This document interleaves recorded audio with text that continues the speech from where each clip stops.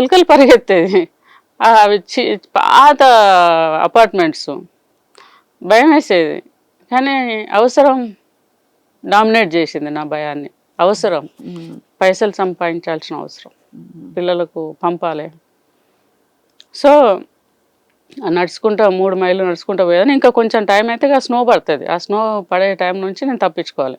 అందుకని ఈ అబ్బాయి కాల్ చేసినప్పుడు సాఫ్ట్వేర్ రిక్రూటర్గా ఒక పోస్ట్ ఉన్నది, మీరు అక్కడికి వస్తే బాగుంటుంది అని అంటే, మరి నాకు ప్రాపర్గా ఇంగ్లీష్ రాదు, నాకు ఎక్స్పీరియన్స్ లేదు, నేను చేయలేను అని అంటే, లేదు లేదు ట్రైనింగ్ ఇస్తారు, మీరు రండి మేడం, మీ గురించి తెలుసు మాకు ఇండియాలో అంటే అక్కడ నుంచి సౌత్ కర్లీనా ఆ సాఫ్ట్వేర్ కంపెనీ కాబట్టి రిక్రూటర్గా 2 రోజులు 3 రోజులు ట్రైనింగ్ ఇచ్చారు, వాళ్ళు అక్కడ పెట్టారు, వెళ్ళిపోయినారు. నేను ఒక్కదాన్ని ఆఫీస్లో.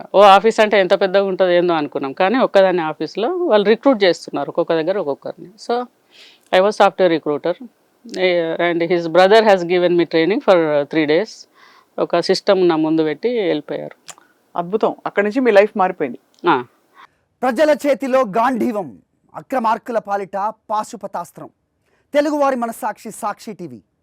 సాక్షి టీవీ ప్రసారాల కోసం వెంటనే మీ లోకల్ ఆపరేటర్ను సంప్రదించండి.